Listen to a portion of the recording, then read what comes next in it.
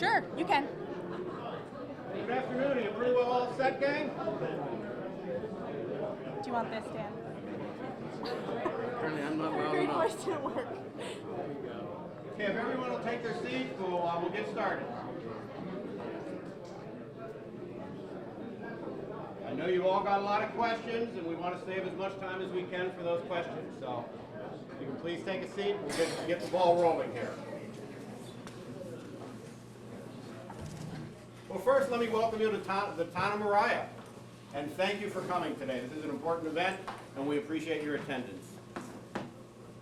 My name is Dan Alexander, and I'm the publisher of The Sun, aka the Times of Ty, for those of you who haven't gotten used to our new name yet.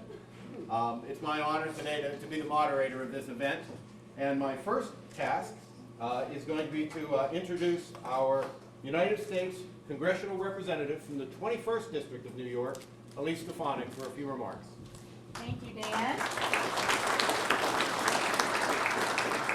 Thanks everybody for coming today. I will keep my remarks very brief because I want to give you an opportunity to ask as many questions as possible. This is my 17th Coffee with Your Congresswoman. We had a great session yesterday in Moriah of about 200 people, lots of questions on all sides of the issue. So thank you for turning out. I wanted to first of all recognize a few individuals we have here today. Some of our local elected officials, our State Assemblyman Dan Steck. Do you want to stand up, Dan? And we have one of our supervisors from Essex County, Sean Galilland, is here from Willsboro.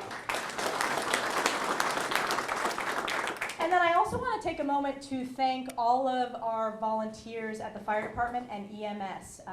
I know this past week there was a horrible fire that you guys just responded to so quickly, particularly given the wind and some of the challenges with the temperature. And I know that just this morning there was a fire call for North Hudson. So thank you for everything you do. I know this is hundreds of hours of year of volunteer service.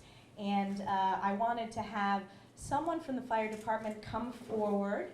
Come on forward, guys. And I wanted to present you with a flag flown over the U.S. Capitol honoring the Moriah Fire Department. And thank you for all of your service. Thank you.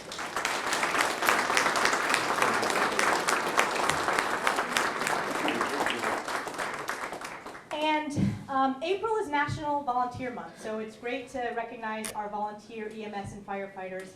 But we have a very special volunteer here today, who I think is our youngest constituent in attendance, Lydia Moses. You want to come up? I want to tell you guys a little bit about Lydia. Lydia is 12 years old and is homeschooled at Moses Meadows Funny Farming Academy in North Hudson. She has a passion for animals, right? Yes. And spends 1 day per week at Crane Mountain Valley Horse Rescue Center in Westport. And last summer, she created a fundraiser, Bucks for Bales, which raised over $16,000 to purchase 3 tons of hay for the horses at the rescue. She also dedicates her time and efforts to hand-making Christmas cards that she delivers to several nursing homes throughout the region. And her parents, who are here with us today, Kevin and Donna Marie, estimate she has made over 2,000 cards. That is a lot. So let's give a huge round of applause for a great example of a young volunteer. I am proud to present you with a certificate.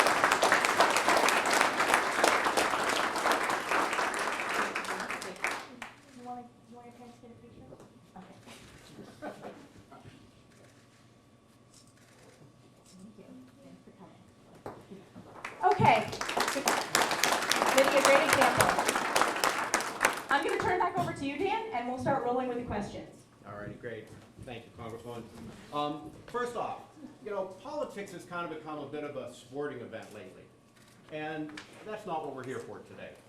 We're going to ask you to be respectful to the Congresswoman and certainly everyone who's here asking questions. Our democracy is one of our most important resources, one of our most prized values, and it's important that we recognize that it's not perfect. But then again, neither are we. So we're going to work to keep making it perfect. And that demands respect and civility for all of us. So with that, now to be fair to everyone, what we're going to do, I'm going to run down through a few rules that we're going to work with today. There's our magic box. You were handed a ticket today when you came in. And that ticket's got a number on it, and that number is important because that's the system we're going to use for calling you for your questions. So what I'm going to do, I will draw a ticket out, and first what I'm going to do is to draw 2 tickets. The first person will be the first person to speak. The second ticket will be the person who's on deck. And what I'd like you to do is to get ready, if you have a question, be prepared so that when we come to you, you're ready to jump right in and ask that question. We don't lose any time while you fumble through your notes or perhaps be a little surprised that you've been called upon. When I call your name, please hold up your ticket, and we want you to, again, know that you recognize your number. When the Congresswoman has answered the first question, I'll draw another ticket out, and that will let the second person know they're the person who's going to be on deck. As soon as we get that resolved, the person who is on deck can ask their question. When it's your time to speak, please let us know your name and the town that you're from. That way we can all understand maybe where you're coming from. Let's see here. Keep your ticket in your hand so you know what your number is when your time is called. And there will only be 1 question for each person.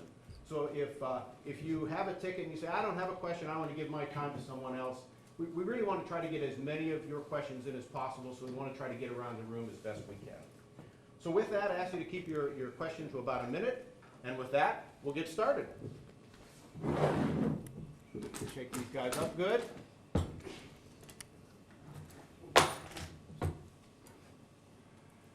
So the first person to speak will be number 164. Okay. Yep, so hang on 1 second. I'm going to get another number out here. And the next number will be 195. You'll be on deck. So, how do you feel about stand HR up please and give us your name and where you're from. I just did. Dennis Okay. May, Moriah. You got it. Dennis, Moriah, okay. How do you feel about HR 1813? What is it? So there are thousands of bills. Can you clarify 1813 what the bill does? They want to tax 2% tax on immigration folks to build the wall. It's a new bill. So I will look at it if it's a new bill. There are thousands of bills that are introduced. In terms of border security, I do support increasing border security on the southern border. I think that can be a combination of increasing personnel, utilizing technology, and when applicable, levies or some form of physical barrier. That's very different than our needs on the northern border. I think we have an exceptional working relationship with our U.S. border security and Canadian border security. We have very important trading relationships and tourism that happen across our border. But on that specific bill, I'm going to have to get back to you, sir, because if it was just introduced, I want to take the time to look at it. Thanks. Okay, 195 is up, and 176 will be the second person. I'm 195, Sarah Anderson. I'm from Moriah, and I don't really have questions, so I'll pass. Thanks for coming, though, Sarah. Thank you. I'm 176 and I have lots of questions. Dan. What do you find most frustrating in Washington D.C.? What gets your blood boiling the most now? Well, that's a good question. I would ask you the same thing about Albany, too. I'm sure you have a complaint list that's very long. What I find very frustrating is the pace and the gridlock. I pride myself on being a bipartisan member of Congress. I'm in the top 10% of having one of the most bipartisan records out of 535 members of Congress, and I think that is how we get things done in this country. I'm also frustrated with, this is more the national media focuses on the fighting rather than some of our bipartisan legislative victories. So the reality is about 80% of the bills that we pass in the House of Representatives are done on a bipartisan basis, but you often don't hear that because it's not as controversial. But these are really important issues like infrastructure, like investing in science, technology, engineering, and math education programs, workforce development programs, combating the opioid and heroin epidemic. Really important issues that we've been able to develop bipartisanship. My frustration is that often doesn't get covered in the national media. 193 is going to be our next number. I'm Katie Wilson from Keene, and I want to thank you for taking the time to represent this area in the past. As someone who is challenging you for this seat, I've spent about 50,000 miles in the last, however many months traveling the district. And what I've run into are people that are really struggling and really angry. And so I'd like to know what your plan and concrete steps is to improve the lives of these hardworking people that you're representing. So Katie, thank you for coming today. It's great to see you, and 50,000 miles sounds just about right. In my first race, you're about halfway there. I drove over 100,000 miles in this district. As you know, it's massive. It's 40% of New York State. And people are angry. People are angry on all sides of the political aisle, whether you're angry and disagree with the president, or whether previously you were angry with the direction our country was moving in. I think we need to focus on economic growth and creating jobs, specifically in upstate and the North Country. There are a couple of ways that I've really tried to delve into. One is workforce development.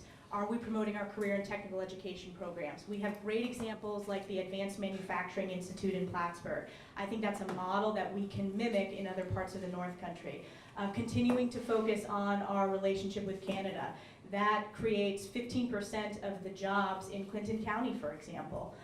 We also need to look at what our specific strengths are here. So obviously having the Adirondacks, that's a huge tourism opportunity. I know you've been leading on some of the issues, for example, with the Adirondack rail cars, making sure that we get rid of them. I agree with you that, and I applaud you for standing up. I think there are important micro issues, and I just wanted to provide some examples today. But thank you for running. We need young people, and particularly more women, running for office today. And good luck with the rest of your campaign.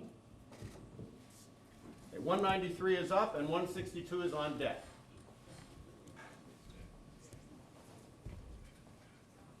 No 162? Okay. Well, right here, Dan. John Sharkey from Ticonderoga. Hi, No John. 162? Okay. Hi, Elise. My question, actually, the tax cut bill that President Trump, the Congress passed it and everything, and I just want to know what your reaction to it was to it, and the comment by a certain politician that this was only going to result in crumbs for the American people. That's almost as bad as the saying on my hat, that we were all deplorable for another politician. But already, even Mr. Alexander knows that his company has, I guess, raised the bonuses and even recommitted to the 401ks for his employees. And that's fantastic. And you probably heard news, and maybe most of you here, that many companies are giving bonuses and things like that, and putting in more for the 401k. So I just want to know your feelings about the tax cut, about the effects that has had already, and what it can mean for the North Country, because we need businesses to come here. John, thanks for coming. You and I have had the opportunity to speak many times before. So first, I think that Nancy Pelosi's comments on crumbs, when you're talking about hundreds or thousands of dollars, that is a real difference for families in a district like this, for families across the country. So it was a woefully out-of-touch comment. When it comes to the tax cut bill, there were many aspects of the bill that I supported. Doubling of the standard deduction, enhancing the child tax credit, getting rid of some of the special interest loopholes, lowering the corporate tax rate to ensure that we're able to compete in a global economy. And I'm pleased to see that many businesses like the Sun are investing in their workforce and expanding. My big problem with the tax bill is it penalized high tax states. And unfortunately, we are in a very high tax state. Whether you consider state income taxes or property taxes, not being able to fully deduct will have an impact on some of the taxpayers in our district. But there's no doubt about it, many people are benefiting from the tax bill in this district in terms of having more take-home pay. That money goes a long, long way in terms of filling up your tank for your long commutes to work, in terms of saving for your kids' education or activities. I mean, that is significant to families in our district. So thanks for the question. So John, you were 162, so 170 will be the next speaker, and the person on deck will be 161. Do we have a 170? Right up front. Hi. And 161 will be on deck.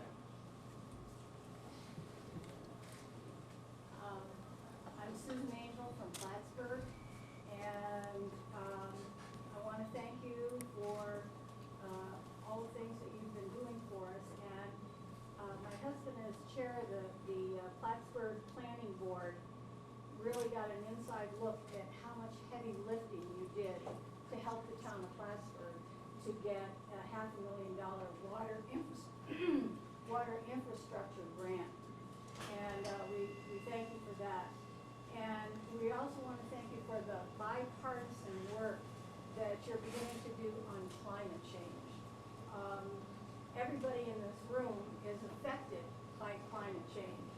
And our winter sports industry is in peril.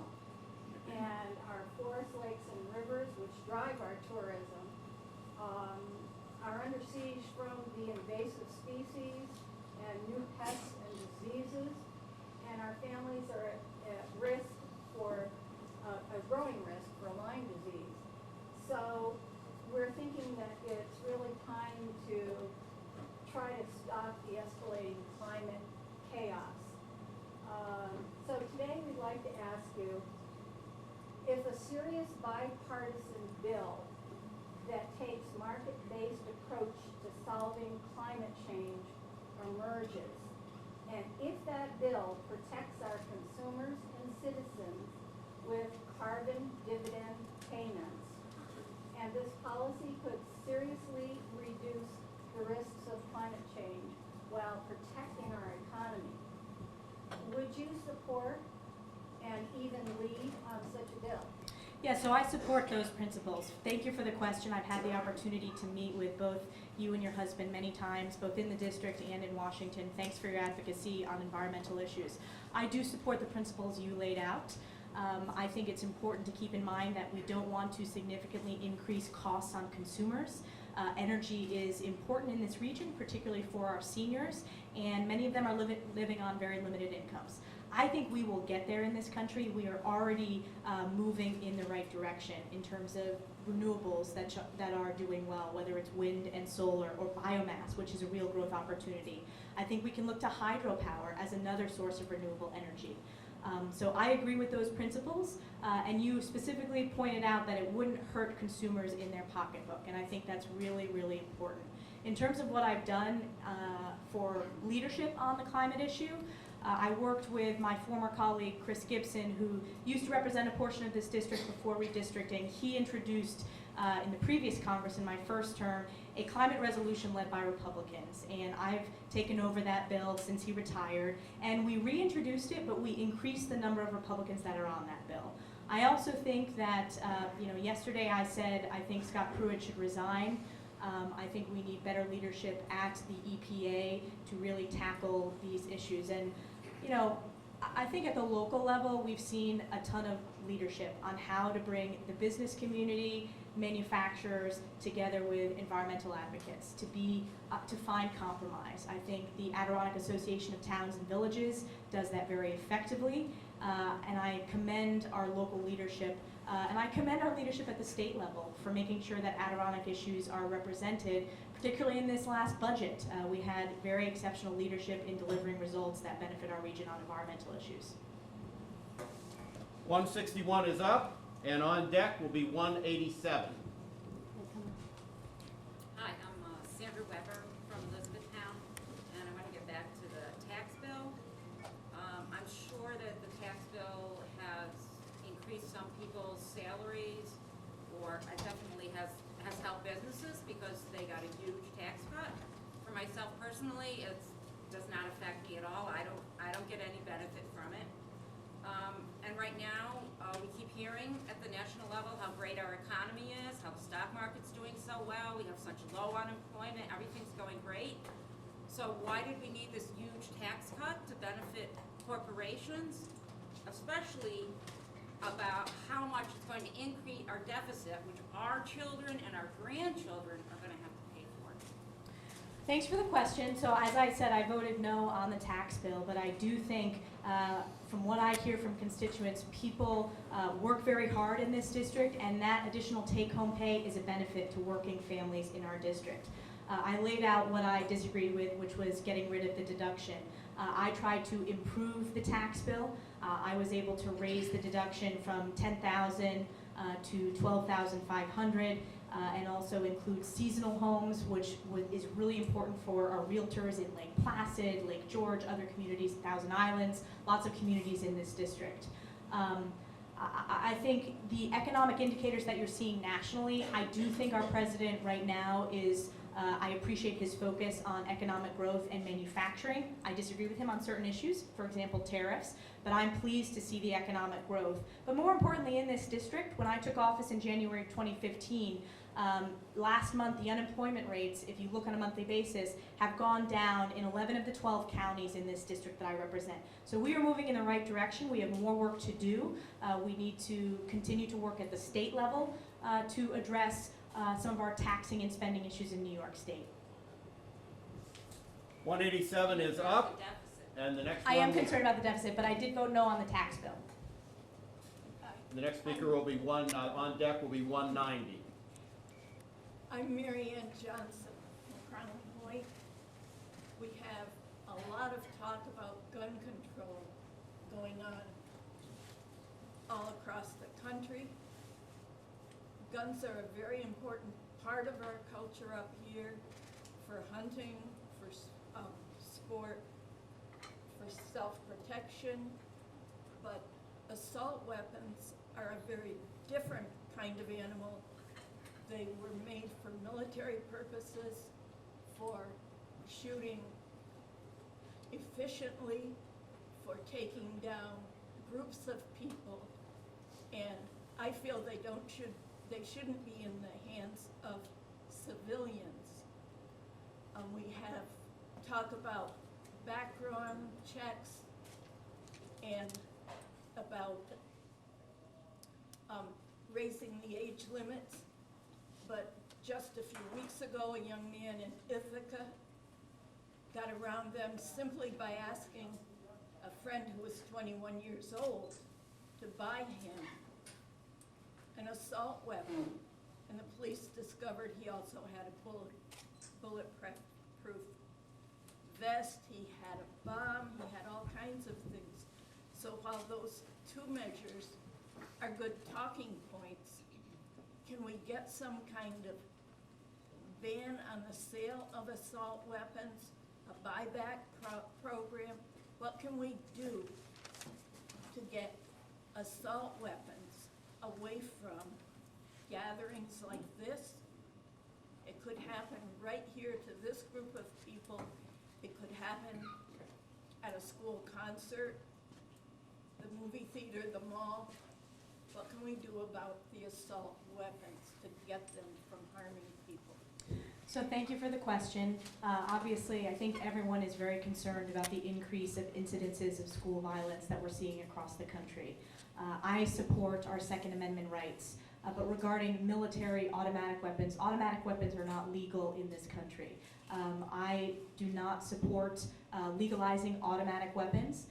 But there are many gun owners who are law-abiding citizens, thousands in this district, that own semi-automatic weapons, and they use them for recreation, they use them for sports, they use them in some cases for hunting. And these are law-abiding citizens, and I respect their Second Amendment rights. I disagree vehemently with Justice John Paul Stevens, who wrote in the New York Times that he thinks we should get rid of our Second Amendment rights. What we can do and what we have done is we passed the Stop School Violence Act. If you look at the massacre in Parkland, there were failures at multiple levels. When it comes to the school resources officer didn't engage. In Maryland, there was a very different case when the school resources officer did engage and was able to secure the school and make sure that there wasn't a tragic incident there. Additionally, we passed the Fix NICS bill. That was passed on a bipartisan basis, and that ensures that information in the background check system is actually shared. I think our law enforcement in our local communities at the county level have done a tremendous job working with our school superintendents to address any challenges or making sure that we have secure schools. I also think we need to do more when it comes to mental health programs, increasing funding and making sure rural communities have access to mental health care facilities. That's something that we need to work on in our community here. So We can agree to disagree on that. I appreciate your advocacy. We have passed bipartisan legislation, and I will continue to protect our Second Amendment rights. I do support banning the manufacturing and sales of bump stocks, which would turn a semi-automatic weapon into functionally an automatic weapon. 190 is up, and the next speaker would be 160. They are on deck. Hi, I'm Tom Anderson. I'm a councilman here in Moriah. I have a question about infrastructure. We are desperately in need for help, for money for water lines, sewer lines. There's still a lot of areas that don't have high-speed internet. What can you do to help us there? So it's a massive problem in our district. I think of infrastructure, not only what you laid out, water lines, sewer lines, roadways, bridges, but also broadband. As you said, it's part of a 21st century infrastructure priority from my perspective. What I can do specifically for the town of Moriah is look at opportunities in the Northern Border Regional Commission. That was how I was able to get the funding for Plattsburgh in terms of basic nuts and bolts infrastructure funding.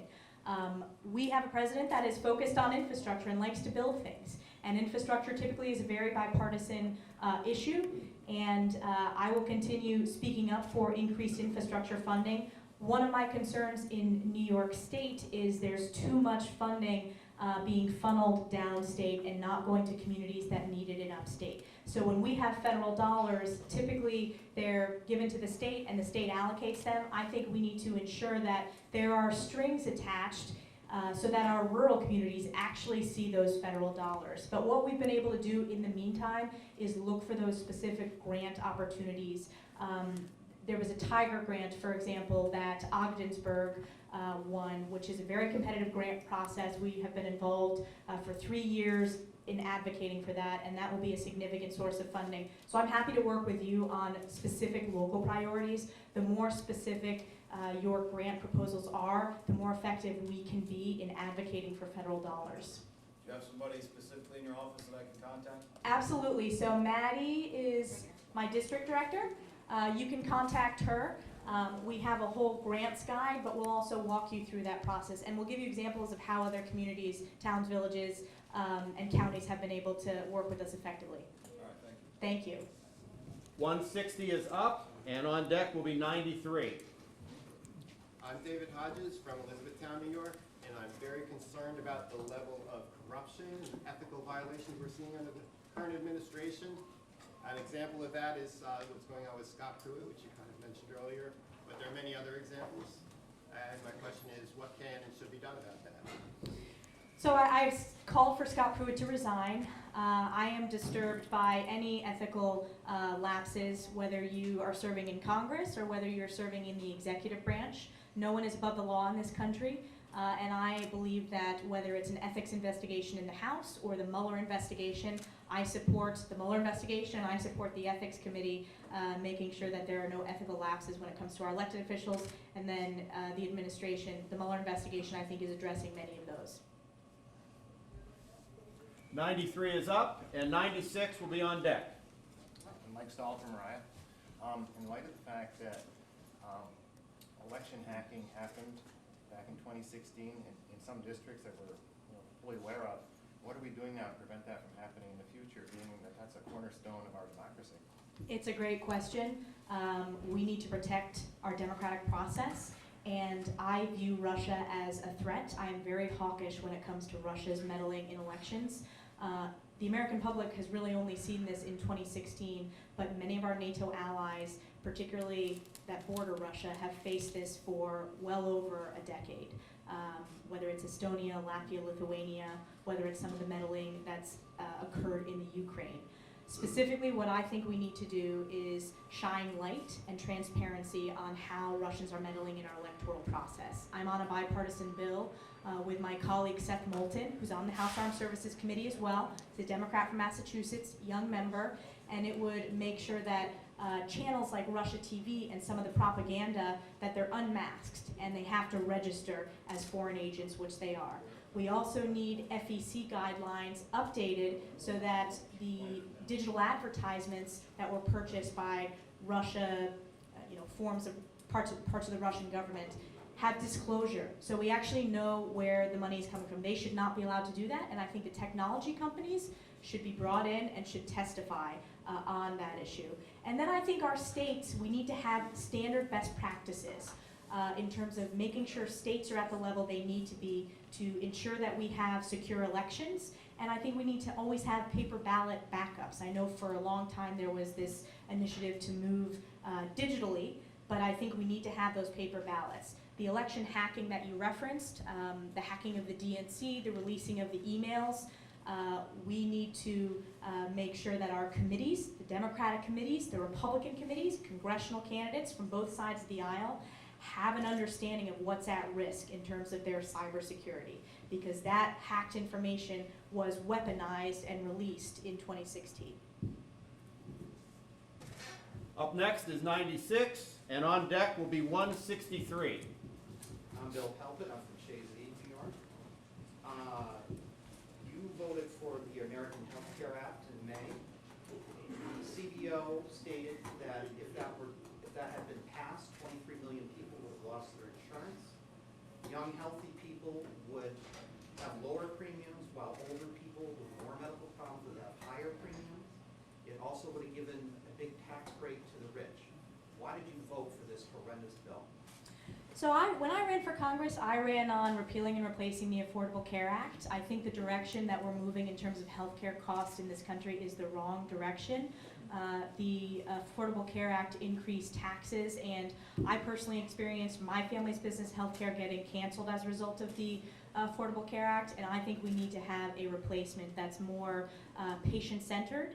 And what does that mean? Patient-centered means you get to make choices about the best coverage for you. You already have that right now. That you get the flexibility to purchase across state lines. I've been on Obamacare. That was a pledge I made when I ran for Congress, and I've seen how much it costs out of pocket, and I paid for The cost of health care has started to go down with Obamacare. That's not true. The cost of health care has went up precipitously before the ACA. That upward trend was going downward. The other thing is, if you eliminate the individual mandate, you're going to decrease the pool and prices will go up. Of course, the tax bill already did that. So although you're having tax breaks, This isn't a point for making a statement. You're to ask the question to the Congresswoman, and I still don't understand why you voted for that bill. It So I makes no voted for it sense. because I believe a replacement to the Affordable Care Act is the direction we need to move. I think it's failing, it's collapsing onto It's itself. not failing. It's okay, people have differing viewpoints on this. That's not the truth. I visit many small businesses that are barely able to afford health care for their employees because of the rise in costs. I personally What's your solution? My solution Yeah. is protecting those with pre-existing conditions, keeping what is working from the Affordable Care Act, allowing young people to stay on health care up to the age of 26, and then people should have the flexibility to buy on the marketplace what works for them. The health challenges of a 33-year-old are very different than the health challenges of a 60-year-old. And I think I deserve the opportunity to make the best decisions when it comes to purchasing my health insurance.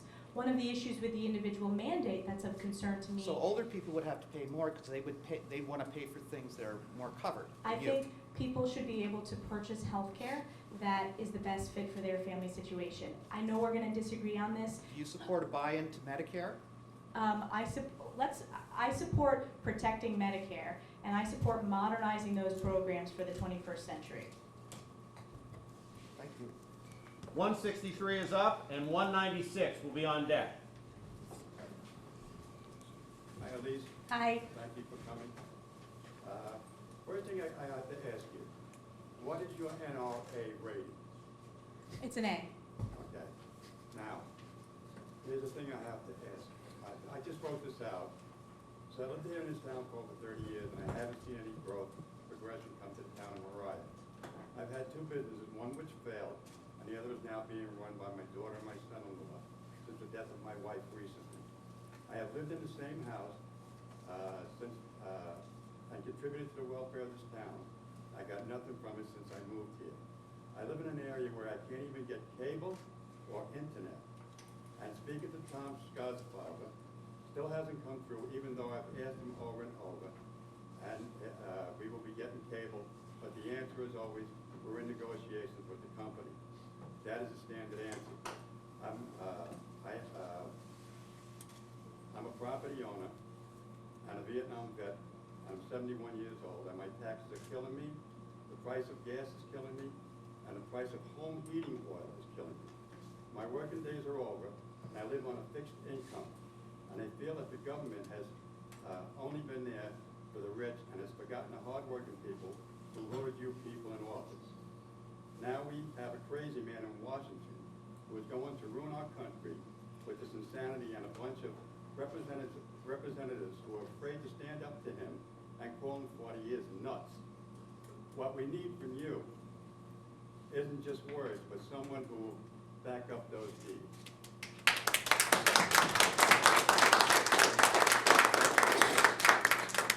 Thank you for your question. Thank you for your service to our country. I'm very sorry to hear about your wife's passing. Your story is very similar to to thousands of constituents that I represent who have worked incredibly hard their whole lifetime and still feel like they can't get ahead. When it comes to the local issue in terms of cable access, I know from our town supervisors, they are on the front lines of hearing constituent concerns in terms of broadband, in terms of cable access, in terms of just basic infrastructure. I know Tom is working on it. Supervisor Skozafava continues to focus on this. He continues to work with my office in terms of how can we bring more federal support to build out the infrastructure. Some of the towns have innovated. The town of Thurman in Warren County invested in white space to provide access, so that is a potential solution, but clearly we need to think outside of the box in terms of using technology. Sure. Elise, I once dealt with Usenet. Yeah. And I'm telling you, I I've know. never seen a company that can rip off the people I know. better than they can. I know. I've heard this from many people. There's been excellent local reporting on that issue. I believe access to the 21st century economy should be considered like roads, basic infrastructure to make sure that rural communities can compete and are not left behind. We need to move faster. There is no doubt about it. We need to move faster in Washington, and we need to move faster in New York State. We have a governor that promised to connect every part of the Adirondacks, so every part of the North Country, and we still haven't seen that. And Dan Steck and Betty Little have been very on top of tackling that issue. In terms of the second part of your question was about the president. Some people want me to agree with the president 100% of the time. Others want me to disagree with the president 100% of the time. And that's just not my job. I gotta call him like I see him. There are some issues where I agree with him, and there are others where I disagree. And I have an independent record, so when I disagree, I'll keep saying so. We're a little more than halfway through our program. We're doing very well. I want to commend you all for the respect that you're showing. 196 is up, and on deck will be 48. Hi, my name is Chris Stoddard. I have a question for you, well, two actually. One, you talk about, 21st district, I've heard you speak of.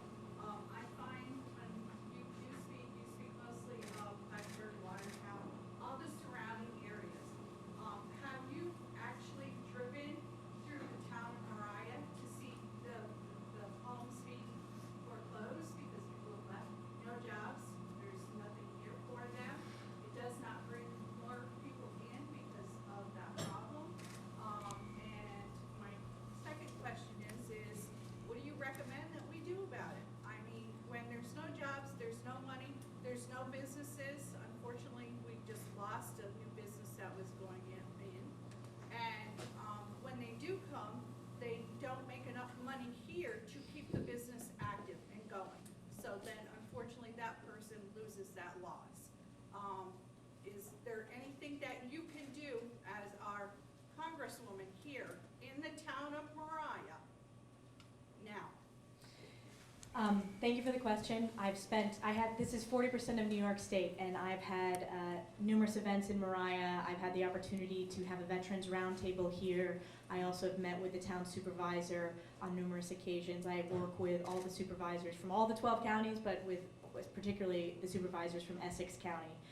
In terms of jobs, we need to move faster. We need to work with companies in up and down, and when you're talking about the eastern side of the district, up and down the Northway to look at some of these smaller towns and villages to invest in. I think taking advantage of what our strengths are, so obviously our proximity to Lake Champlain and the Adirondacks, that's a huge strength that we should be using to attract young people to this region. We've got to tackle, though, the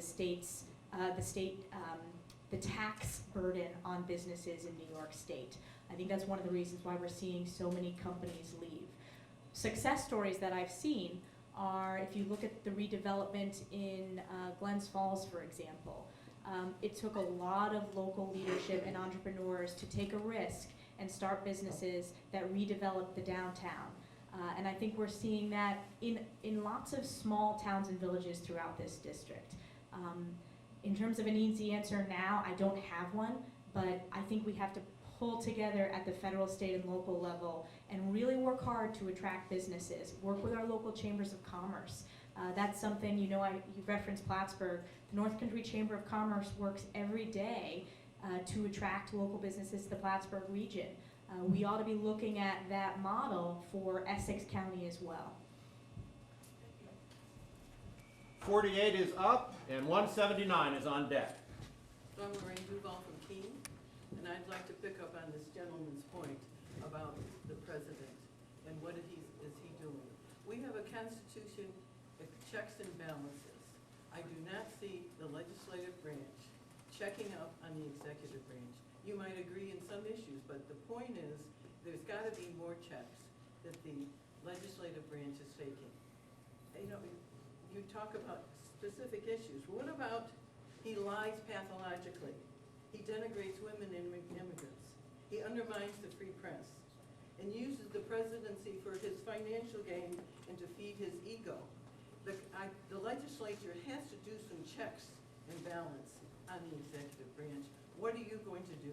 Not about specific instances, but specifically about that check and balance. So I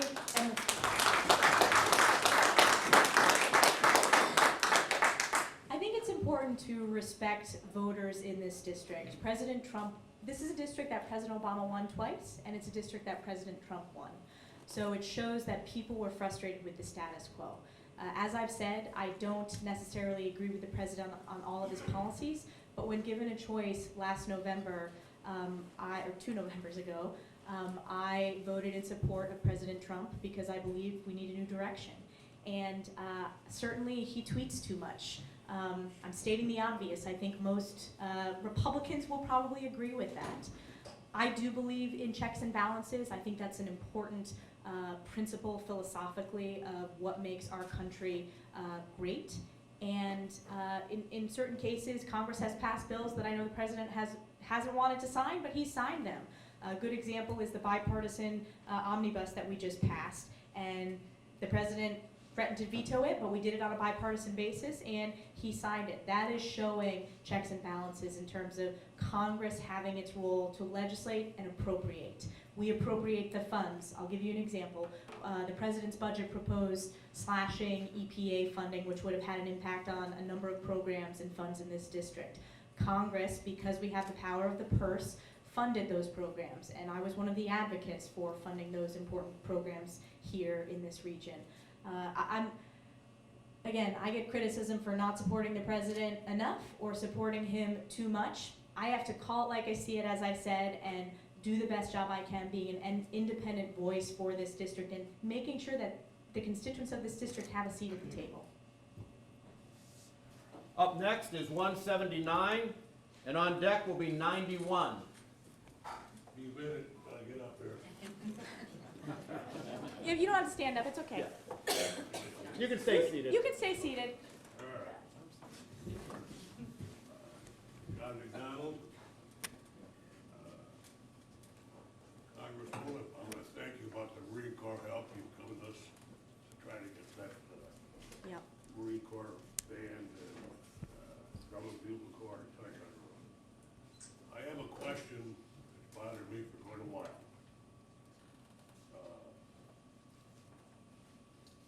This president hasn't released his income tax returns. Other presidents have done that. And there's been legislation in the House requiring him to do that.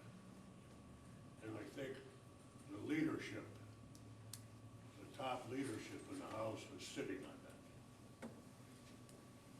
Can't we get him to be honest with the American people and show his income tax return?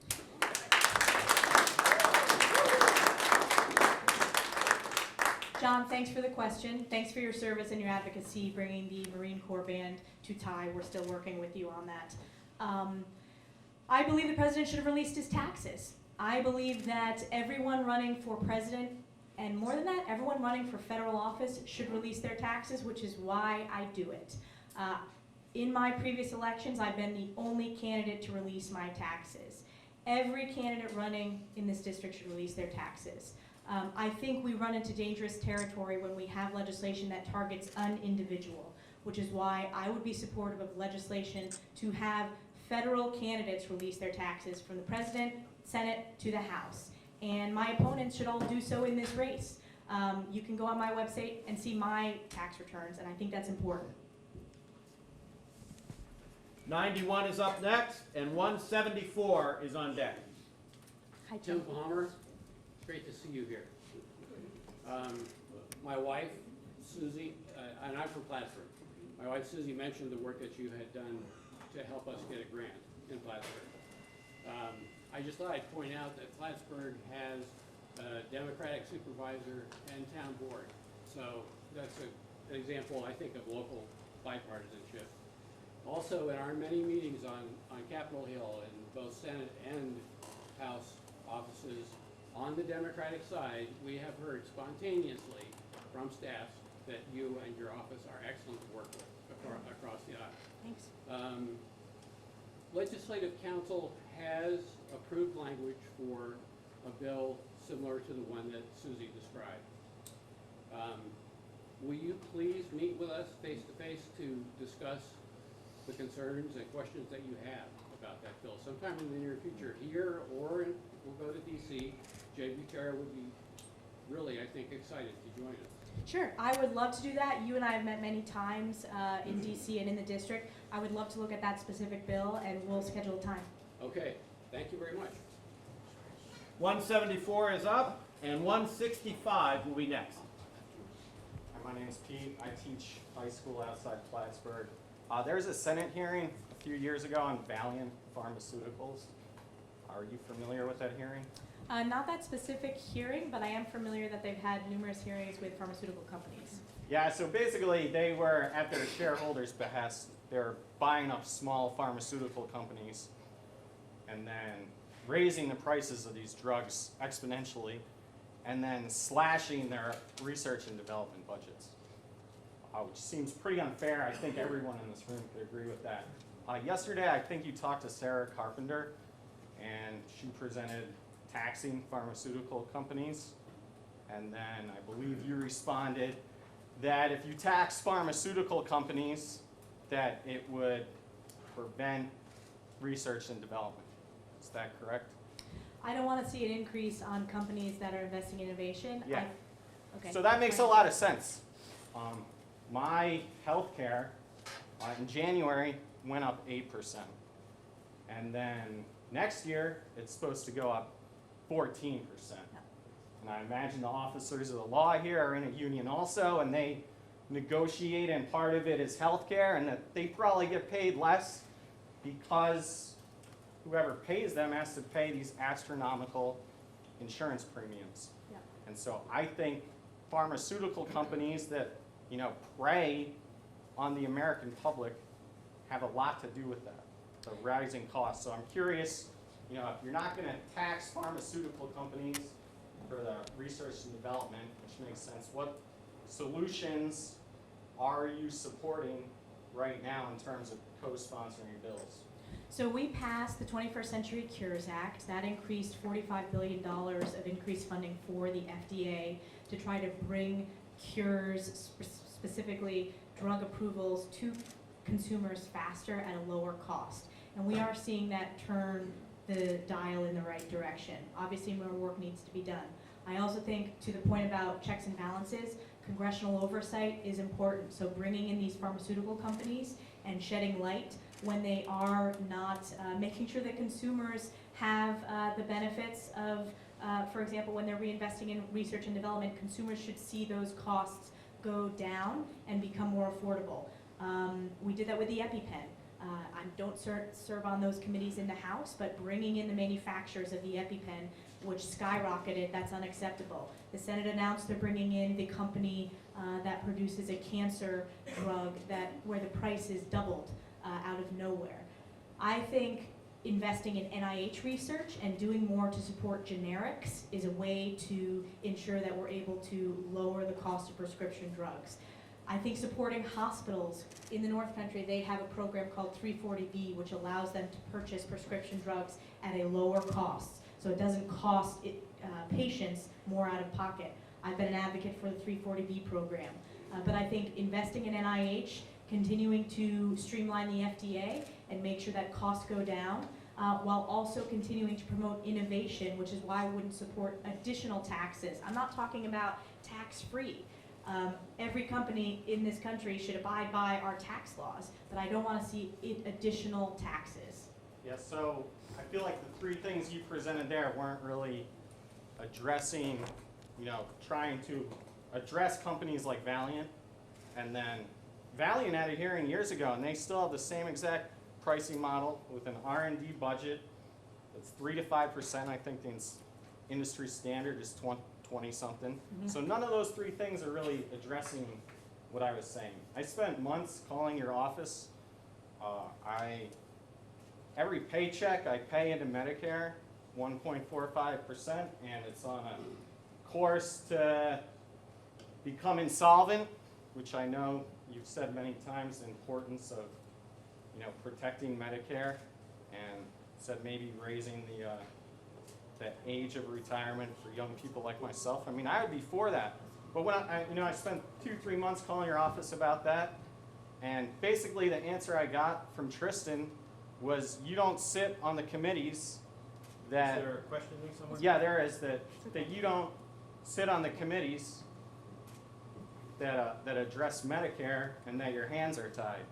And so the pharma thing, it sounds like you couldn't name legislation that addresses pharma. The office is telling me your hands are tied with Medicare, that you can't do anything about that. And then the American Health Care Act, the town hall in Plattsburgh was basically a bunch of you saying that the American Health Care Act strengthens Medicare, or Medicaid, when it really cuts Medicaid, and then gives taxes to the rich, a question which you avoided on Twitter, and then once again when someone asked from the audience about those taxes for the rich. So I guess my question is, it's just been extremely challenging to have like a real discussion about healthcare, which affects everyone.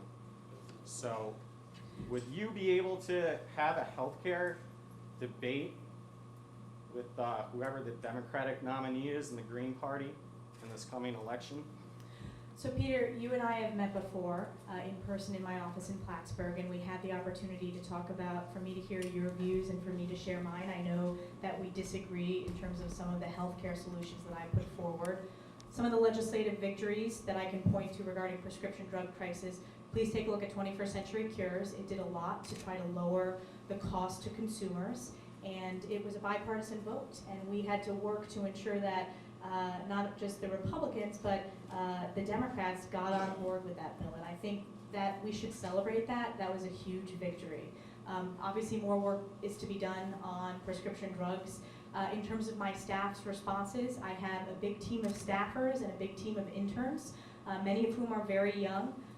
My position when it comes to Medicare is, I, like you, am a young person. We do need to modernize the program. The reason why it matters that I'm not on the committee is the best way to move legislation, which I do on the House Armed Services Committee all the time, is to sit on the committee and to ensure that you have congressional hearings. That doesn't mean that I'm not an important voice. I will be there to help shape policies as they move through the legislative process.